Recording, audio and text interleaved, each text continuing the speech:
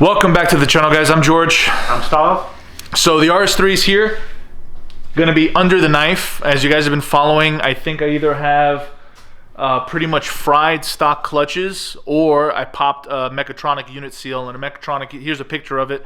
We showcased it on our last video, kind of giving you guys a heads up on what's to be, especially in this video when we pop open the trans. So when we're doing our front wheel drive burnout, when we disable the rear wheels, I kind of over revved it a little bit.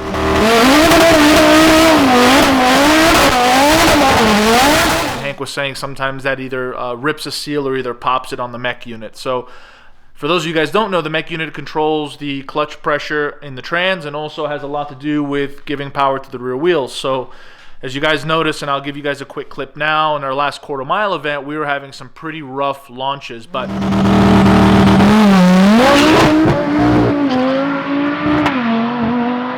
it's also partially to me turning up the boost when I wasn't supposed to. As you guys know, Irish Motorsports. And can't drive. Thanks. And I am one of the first ones, aside from Hank and a few others, to run the electronic boost controller. I ended up turning it up a little too high, and I also loaded built motor files, and I was told not to.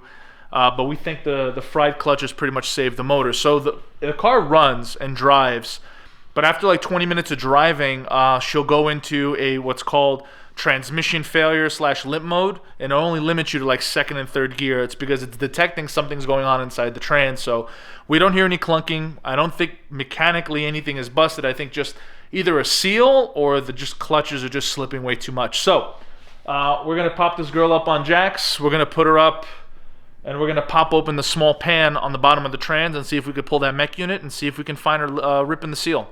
So this is us tearing into the RS3 for the first time. As you guys know, Hank did the big turbo install on this. We never really did anything crazy aside from swapping out brakes, wheels, and then removing the interior. So this is us digging into the MQB RS3, and we'll see what happens. Hopefully we don't break too much like we do on the B5s, or Stav's B5 mostly. That hurts. So let's have some fun. If you guys want to post in the comments below, let us know what you think it might be. You guys think it might be clutches? You guys think it might be a seal in the trans? Post in the comments below. I'm dying to hear your thoughts. Those of you guys a little bit more familiar with these cars than we are, give us some advice. Let us know what you think. Love to hear your thoughts. And what else did we want to say? Oh, that's right. 12 valves suck. Let's kick this off, guys. Let's have some fun.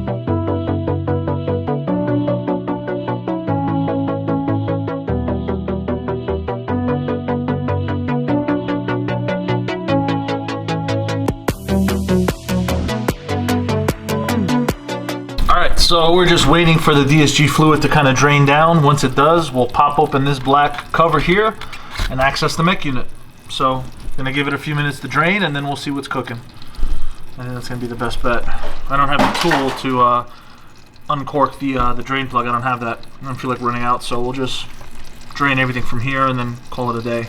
Guys, no metal shavings, nothing crazy looking inside this pan. And it's held on the side. It's not a bottom pan. This is covering the mech unit. And with the intake removed, here's our throttle body inlet. We're gonna get to that, guys, later on in the video. We're gonna talk about it. If you guys are not aware, we've also designed and manufactured a TTRS RS3 billet 5-axis machine throttle body inlet kit that we're gonna be releasing really soon. We're gonna talk about that later in the video. But you can see that it's kind of exposed there for a second where Stavros' hands are. That's where the mech unit is. I'll get below and then I'll show you guys a little bit more, and that's the trans. So we got the pan off. Now we're just gonna see if we could find a torn seal. Let's see what we find. Sorry for this kind of messed up view. Here's a little bit better light. So there's the mech unit. We took that front pan off. We gotta take off, we hit up Hank, and we gotta take off these torque bolts here all the way around, removing this mechatronic unit. And then there's supposedly a seal that we're gonna be looking for that may have popped. So we'll take a look, see what we find, but we're getting there. So continuing on. Let's see if we can take this mech unit out. We already disconnected the battery. And hopefully it's just the seal, so we can get this girl up and rolling and send it down the track again. All right, guys, let's continue.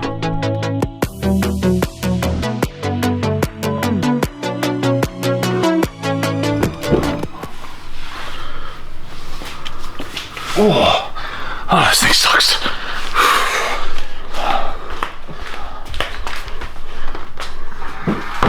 from the side. Well, there's your mech unit, DQ500. Why are you so angry, man? I'm not angry.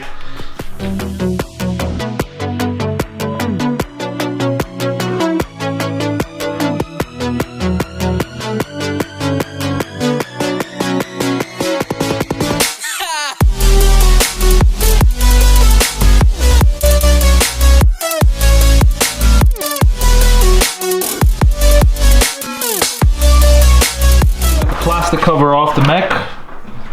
Very annoying, but like 30 of those little screws that we had to handbrake, and then I used the little Milwaukee driver to just gently remove them. But these are the two solenoids that we're gonna have to take a look at. Thanks to Josh over at TCR Performance. Appreciate the guide. He's been doing these for a little bit now, and he's a little bit more familiar with this stuff, so we've been using him as a guide. So we're gonna pop these two solenoids off, and then we're gonna see where it leads, and see what we have behind here, see what kind of surprises are in store for us. So let's get right to it. Off the first little solenoid, and these are the screens that are theorized to seal and leak. I know Hank's saying that he's seen a couple, especially in the high horsepower RS3s running low 9s. So far this screen looks good, doesn't look damaged at all, doesn't look ripped. You just see some kind of residual fluid back there. But everything here looks good, and then the cavity looks pretty good too, no damage. So we're going to reinstall this solenoid, and then we're going to pull this one off and see if this one's ripping. If it's not, we're going to take a look at the magnets on the inside of the trans, right where behind the mech unit goes, and we're going to see if those are knocked out of place. Would make sense in so much drag racing that we do, but this is good news, good stuff. We'll see. Let's keep going. Plot thickens, guys. So the second seal looks pretty good too. The little netting, the little mesh is not ripped. Cavity looks pretty good too, no damage. So far so good. We're gonna put this bad boy back in and keep going. We'll see what's next. So we put the two solenoids back on. At this time, Stav is gonna take a look at what also could be the culprit. It's sandpipes. So there's these little plastic PVC pipes with O-rings that are in the inside of the trans that help transfer fluid, because there's a hydraulic pumping unit that's in the inside. It kind of regulates clutch pressure in the rear wheels. Stav's going to take a look at that right now. If any of those look damaged or ripped, and I guess we'll have to replace them. But Josh said while you're checking them, you end up damaging or ripping them anyway. So maybe just something we're going to replace. But I won't lie, it's looking like it might be the mech unit. Or it still could be the clutches, that the clutches are fried. So we're gonna take this step by step. Stav's gonna check the inside of that bell housing. As soon as he figures out what he's looking at, we'll get you guys a little camera action in there, you can see what we're looking at too. But so far, those little nettings, those little seals and mesh wiring stuff, that looks good on those two solenoids on the mechatronic unit. Could be blown clutches, and it could be a bad mech, so we'll play it by ear. Let's continue on. Continue having fun. Show you guys what the transmission looks like without the mech unit installed. It's basically a clean cavity, but everything else kind of fits in. Those are the seals. That's where certain solenoids stick in, but at least you guys get an idea. So far, fluid, everything else looks good. We didn't see any metal shavings on the inside of the trans, which is a good thing. So it means we didn't tear up any gears or anything like that. It just proves that the DQ500 that comes in these things are really stout. So we'll play it by ear. We're gonna keep looking. We're gonna take a look at those standpipes, and then we'll take a look at these magnets. Apparently they're behind here, a little tricky to get to. We'll see. We'll update you guys as we progress. All right, guys. So we'll include some pictures so this way you guys know what I'm talking about. For those of you guys that are familiar, you probably know what kind of position we're in. So here are some pictures of the magnet. Everything looks pretty good. We sent out the pictures to Josh over at TCR Performance. If you haven't heard of them, it's Tin Can Racing. Those are the guys that first hit 9s in the quarter mile on a stock turbo. We'll post a link of their Facebook and their Instagram in the comment section below. But he's been helping us out. So the magnets look good apparently on the inside of the trans. Fork looks somewhat decent. But the mech unit, the seals, and I'll put some pictures of those. These little mesh seals that are behind the solenoids, those look pretty good too. So that leads us to two things. Clutches are shot, or mech unit has to get replaced. Now the mech unit's pretty pricey. I think Audi asks, I don't know what it was, 1,500 bucks, yeah. something like that. I don't want to spend $1,500 on just the mech unit, but you know, we have been beating on this. Especially if we find out that that's not the problem. Yeah, so we haven't pulled the trans yet, but it looks like pretty much it's going to look like us pulling the trans. We're going to have to make sure, number one, that the stock clutches are truly shot, because Josh said, you know, if the clutches are shot, it's going to send some error signals to the trans and to the computer, and it might give us some similar errors to what we've been seeing. You know, the fluid came out. We didn't see any damage. We didn't see any O-ring stuff. We didn't see any like little metal shavings or anything like that. So I'm leaning towards pulling the trans and checking the clutches. And if I think we could rule that out a hardware issue, because you know either one could be causing the issue. I'd hate to spend $1,500 on a mech unit and then we still have to tow it to the dealer to get reprogrammed. Yeah, that's going to be the tough one. So the mech unit is unique to the car. So if we take this car with a new mech unit, I'd have to take it to the dealer only for them to reprogram it. I think they charge a couple hours worth of labor. But the problem with that is that will be a whole nother trip, and then once we get it there, and if it still does the error, then we know that the clutches are truly fried, and they're stock clutches. I think we're going to need to take them out. I think we're going to need to drop the trans anyway to check them. So we're going to think this over some lunch and move forward. But I'm thinking we're going to have to pull the trans, check the clutches. If the clutches are shot, upgrade them. If they're not, maybe upgrade them anyway. And then if we know it's not the clutches, or we'll just replace them, I'll order a new mech and then take it to the dealer and then see how much they rate me and my wallet to reprogram the mech unit. And when I say mech unit, guys, you guys have been following. This is pretty much it. This is the mech unit. So this goes on the inside of the face of the transmission. The plastic cover is off. This is a little circuit board that kind of covers everything.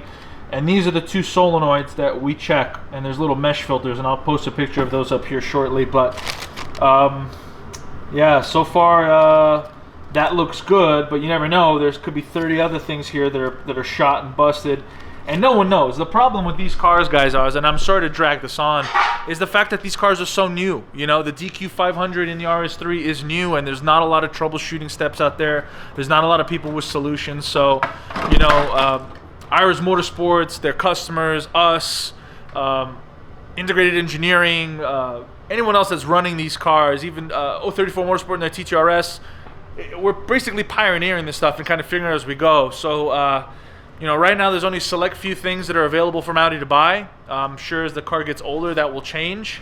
But right now the only thing I could do is buy a mech unit and upgrade clutches with Iris Motorsport. And then hopefully everything is still good. And then if there's still problems after that, then the trans itself is done.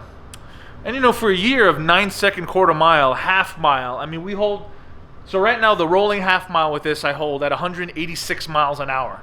And the standing half mile you hold. And the standing half mile stock block at 175.3 or whatever it was. I'll put a screenshot of that.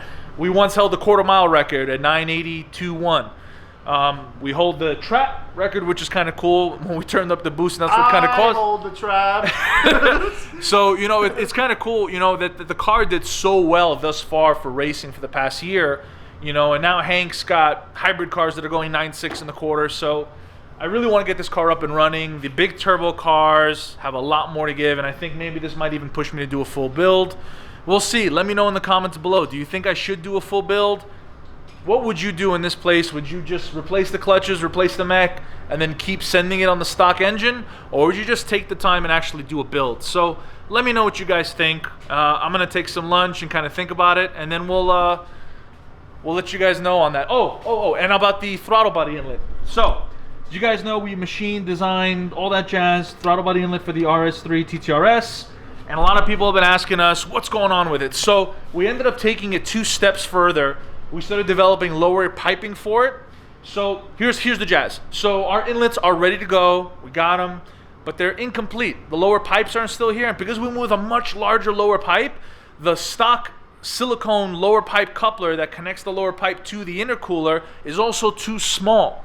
So we're going to be providing a silicone coupler kit with our throttle body inlet kit when you guys purchase it. So if you guys can be a little bit more patient. Initially we were aiming for end of December. Christmas ended up screwing everything up in terms of logistics, shipping things back and forth, dealing with silicone coupler companies. So I'm thinking we're looking at least sometime in February, so it's going to be delayed another 30 to 60 days, but it's going to be worth it, guys. I think it's definitely going to be worth better it. kit for you guys. Complete bolt-on kit. You guys are not going to need anything. To make it so easy, George can install it. Thanks. So our kit's going to include a inlet, a larger lower pipe, lower coupler kit, silicone reinforced. It's going to come with a new silicone coupler that connects this to the lower pipe, and then it's also going to come with a boost tap that replaces it. So this spacer is prevalent already on the stock system. So you're going to be getting a replacement billet part, and you can get it either in silver anodized like the inlet, or you can get it in black anodized, and it's going to come with the taps necessary, so you can either run water meth, or if you want, depending on your configuration, everyone's going to be different, you can put whatever boost tab you want, and it's 1/8 inch MPT. Anyway, guys, that's just an update on our inlet stuff. Aside from the racing, the B5's running now, and us doing crazy stuff with that too. We haven't forgotten about the RS3. In fact, we got a lot of cool things coming this year, this springtime, this summertime, in the next couple months for this car. We're really excited to showcase it. So for those of you guys who have been emailing us, messaging us on Facebook and Instagram, please be patient. It is coming out, guys. It's going to be a beautiful kit, and it's going to give you the best bang for your buck, and we want to provide a really solid option for you guys, so it's coming. Anyway, guys, I'm George. I'm Stock. This is Malaka Motorsports, guys. Thanks for watching. If you haven't, again, hit that like, hit that subscribe button if you liked what you watched. Love you guys. Thank you guys for watching. We'll catch you guys in the next video.